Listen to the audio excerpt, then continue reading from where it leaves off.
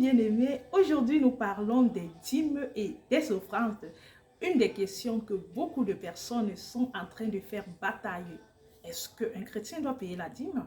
Est-ce qu'un chrétien doit payer les offrandes? Est-ce que le chrétien doit le faire? Bien-aimés, aujourd'hui nous allons voir l'importance de payer la dîme. Bien-aimé, je suis la sœur Bébé, si tu ne me connais pas.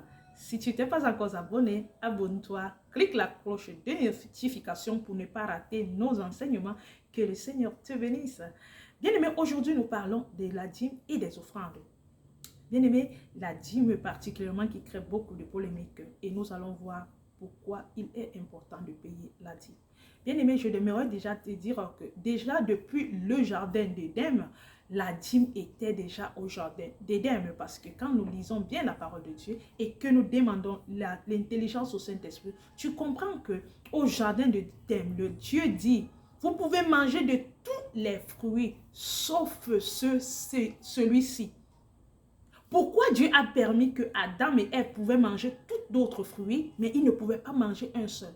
On appelle ça le dixième, le 1 des dixièmes. Il dit ceci, que si vous mangez ce fruit, vous mourrez. Bien aimé, c'est la même chose, c'est le contexte pour te dire que depuis le jardin d'Éden, la dîme était déjà donnée. Depuis le jardin d'Éden, le 1 dixième de tout ce qui était sur la terre. Parce qu'il a privé Adam du 1 dixième de tout ce qu'il y avait dans le jardin d'Éden. Mon frère, ma soeur, j'aimerais te dire aujourd'hui que donner sa dîme est important. Et donner son offrande est important. Maintenant, il y a ceux qui ne veulent pas donner. Et moi, je ne suis pas contre ou pour ce qu'ils font, mais ce que j'aimerais dire, si tu ne veux pas donner, si tu te sens à l'esprit de ne pas donner la dîme, tu ne dois pas la donner, mais tu ne dois pas empêcher les autres personnes à le faire. Ou tu ne dois pas dire qu'aucun apôtre n'a donné la dîme parce que tu n'as pas été apôtre et tu n'étais pas au temps des apôtres.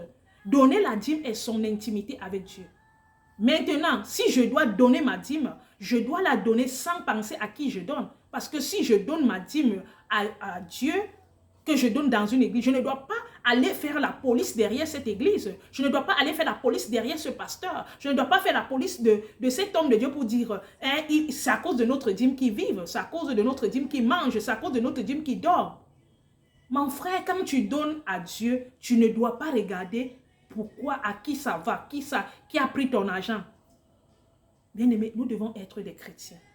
Nous ne devons pas être des hommes et des femmes qui sont devenus des policiers qui ont tué notre moralité aujourd'hui. Quand je donne la dîme à l'église, je ne dois pas regarder à qui j'ai donné, mais je sais que je donne à Dieu. Bien-aimé, donne sans contrainte. Si tu la sens que tu ne la donnes, tu ne veux pas la donner, ne la donne pas. Si tu te sens de la donner, donne-la et ne fais pas de ça une histoire. Bien aimé, j'aimerais te dire que la dîme que beaucoup de personnes donnent dans des églises aide à beaucoup de choses. Je ne pense pas qu'on doit vous détailler encore. C'est 1 des dixièmes de ton revenu. On ne t'a pas demandé 1 ton salaire, mais on te donne 1 de tes dixièmes. Et quand tu donnes à Dieu, sois fier de donner à Dieu. N'accompagne pas ça avec des mauvaises paroles. Ce n'est pas parce que le pasteur porte une chaussure aujourd'hui, c'est l'argent de la dîme qui vit avec, parce que tu ne donnes pas assez d'argent, tu donnes 1 dixième. Et ce 1 dixième, tu parles de tout pour salir un oint de Dieu.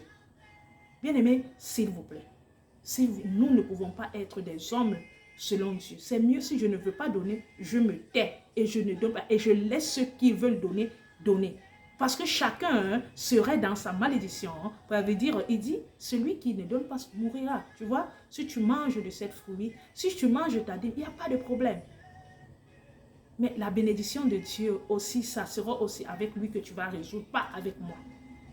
Bien aimé, j'aimerais te dire que l'argent de la dîme sert à beaucoup de choses dans l'église. Quand tu viens dans une église, tu trouves des chaises. Tu penses que l'argent là, ça sort où? Quand tu trouves la clim, tu trouves, on a acheté telle chose, on a aidé un frère qui était en difficulté, on a aidé des orphelins, on a aidé des veuves. Tu penses que cet argent, ça sort d'où? Bien aimé, il faut que nous arrêtons le raisonnement animal que nous avons. Il faut que nous soyons soumis à l'autorité de Dieu. Nous devons respecter déjà premièrement les hommes de Dieu. Quelle qu'en soit la catégorie, quel qu'en soit le comportement de cet homme de Dieu, toi et moi, nous ne sommes pas placés, nous ne sommes pas mieux placés pour le juger. Nous ne sommes pas mieux placés pour le droiter. Mais nous devons faire ce qui nous revient de droit. Et laisser cet homme de Dieu avec Dieu, parce que c'est Dieu qui lui a appelé et c'est Dieu qui va le juger. Bien-aimés, arrêtons de ridiculiser ou d'agresser les hommes de Dieu à cause des dîmes ou des offranses que nous donnons. Bien-aimé, si tu penses que donnant ton dîme pour insulter un homme de Dieu que tu le fais, ne le fais plus. Mais j'aimerais te dire que la dîme, l'offrande aide à beaucoup de choses dans l'église. Le développement de l'église, la plupart s'utilise dans la dîme et offrande. Quand quelqu'un vient et il a une difficulté, peut-être dans le monde, on l'aide avec l'argent de dîme ou d'offrande. Si il y a un orphelin et autres, quand on va dans des campagnes d'évangélisation, c'est l'argent des offrandes qu'on fait. Il n'y a pas un arbre d'argent que le pasteur ou va prendre pour utiliser. Mais c'est le revenu des bien-aimés et des autres qui donnent. Et qui donnent avec joie. Parce que l'argent qui entre dans la maison de Dieu, c'est pour faire l'œuvre de Dieu. Ne pensez pas que le pasteur s'habille avec. Ne pensez pas que le pasteur est celui-là qui s'enrichit avec. Bien-aimés, donnons nos dîmes à Dieu et non aux hommes. Quand je donne, je ne dois pas regarder l'homme qui est devant moi, mais je dois regarder que je suis en train de le donner à Dieu. Quand je donne ma dîme, je dois la donner avec beaucoup de fierté. Je ne dois pas devenir un détecteur privé pour la dîme. Je ne dois pas devenir un enquêteur sur ma dîme. Je ne dois plus devenir celui-là, un soldat derrière la dîme. Ça veut dire que tu n'as pas donné à Dieu.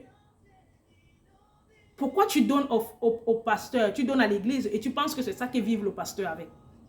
Si tu as ce raisonnement, ça veut dire que tu n'es pas encore né de nouveau. Il faut que nous naissions de nouveau. Bien aimé, il faut qu'on naisse de nouveau dans tout, dans nos comportements, dans nos manières, dans notre façon d'être, de penser. On doit naître de nouveau en toutes choses. Bien aimé, naissons de nouveau de nos anciens raisonnements. Bien aimé, n'utilisons pas les raisonnements des hommes. Que le Seigneur nous aide à être des hommes, des femmes qui sont soumis à Dieu. Écoutons la voix de Dieu. Faisons toutes choses avec les décisions de Dieu. Bien-aimé, si tu ne veux pas faire quelque chose pour Dieu, ne le fais pas. Si tu veux le faire, fais-le et tais-toi. Tu n'as pas besoin de faire beaucoup de commérailles, de dénigration, de ridiculisation pour un homme de Dieu. Rappelle-toi que c'est un oint de Dieu. Et quand tu t'attaques à un oint de Dieu, ou à quelqu'un, une oint de Dieu, tu ne t'attaques pas à cette personne-là. Tu t'attaques directement à Dieu. Faisons très attention. Que le Seigneur vous bénisse et que le Seigneur t'aide à comprendre que la dîme est 1/10 de ton revenu. Tu es libre de le donner ou pas. Sois béni.